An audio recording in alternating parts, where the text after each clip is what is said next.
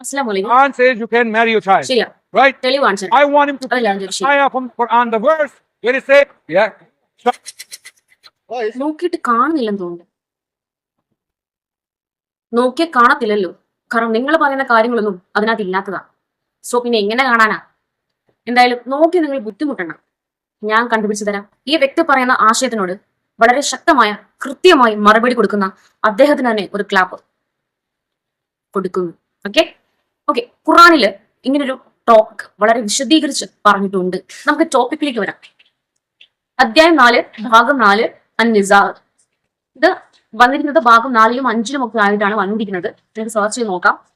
വൈവാഹിക ബന്ധം സ്ഥാപിക്കാൻ പാടില്ലാത്തവർ, നിങ്ങളുടെ അമ്മമാരും നിങ്ങളുടെ പുത്രിമാരും നിങ്ങളുടെ സഹോദരികളും നിങ്ങളുടെ പിതാവിന്റെ സഹോദരികളും നിങ്ങളുടെ മാതാവിന്റെ സഹോദരികളും സഹോദര പുത്രിമാരും സഹോദരി പുത്രിമാരും നിങ്ങളുടെ ഭാര്യമാരുടെ അമ്മമാരും നിങ്ങൾ സഹവസിച്ചു കഴിഞ്ഞ ഭാര്യമാർക്ക് ജനിച്ചവരും നിങ്ങളുടെ പരിപാലനത്തിന് കീഴിൽ ഇരിക്കുന്നവരുമായ നിങ്ങളുടെ വളർത്തുപുത്രിമാരും നിങ്ങൾക്ക് നിഷിദ്ധമാക്കിയിരിക്കുന്നു.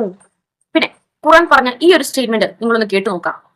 അതായത് ഒരാൾ വിവാഹം ചെയ്യുമ്പോൾ സ്ത്രീയുടെ സംരക്ഷണ ഭാരം ഏറ്റെടുത്തുകൊണ്ടുള്ള ഒരു പ്രതിജ്ഞ അവൻ ചെയ്യുന്നുവെന്നാണ് അർത്ഥം. വളരെ ഗൗരവമേറിയ ഒരു പ്രതിജ്ഞയാണിത്. അതായത് വിവാഹ ബന്ധത്തിന് ഖുർആൻ ഇത്രയധികം ഇമ്പോർട്ടൻസ് കൊടുക്കുന്നുണ്ട് എന്നാണ് നമ്മൾ മനസ്സിലാക്കേണ്ടത്, അല്ലെ? അങ്ങനെയുള്ള മതം എങ്ങനെയാണ് ഇത്രയും മോശം സ്റ്റേറ്റ്മെന്റ് പറയുക? ഖുർആൻ പറയുന്ന ഒരു കാര്യം കൂടി ഉണ്ട്.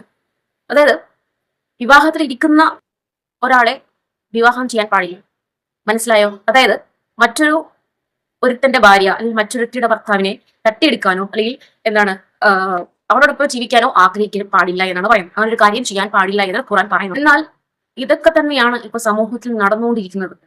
സ്വന്തം ഭാര്യനെയോ അല്ലെങ്കിൽ ഭർത്താവിനെയൊക്കെ ചതിച്ച് മറ്റൊരു ഭാര്യയോടൊപ്പം അല്ലെങ്കിൽ മറ്റൊരു ഭർത്താവിനോടൊപ്പം പോവുക, മക്കളെയൊക്കെ ഉപേക്ഷിക്കുക. ഇത്രയും മോശമായ വൃത്തികെട്ട പരിപാടികളാണ് ഈ സമൂഹത്തിൽ ഇപ്പം നടന്നുകൊണ്ടിരിക്കുന്നത്.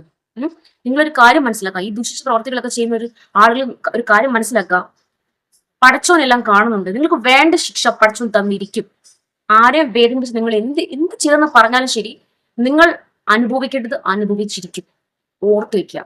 കാരണം പടച്ചോൻ നിസ്സാരക്കാരനല്ല. അത് മനസ്സിലാക്കേണ്ടത്. ഈ ഖുർആനിൽ ഒരുപാട് നിയമങ്ങൾ പറയുന്നുണ്ട്. എടുത്തു പറയുകയാണെന്നുണ്ടെങ്കിൽ മാതാപിതാക്കളോട് എതിര് പറയുന്നതെന്നും അവരെ അനുസരിക്കണമെന്നും ബഹുമാനിക്കണമെന്നും പറഞ്ഞു തരുന്ന മതമാണ് ഇസ്ലാം മതം, അല്ലേ? ശരിയല്ലേ ഞാൻ പറഞ്ഞത്? പിന്നെ വ്യഭിചാരത്തിനുള്ള ശിക്ഷ നന്നായിട്ട് വ്യക്തമായിട്ട് പറയുന്നുണ്ട്.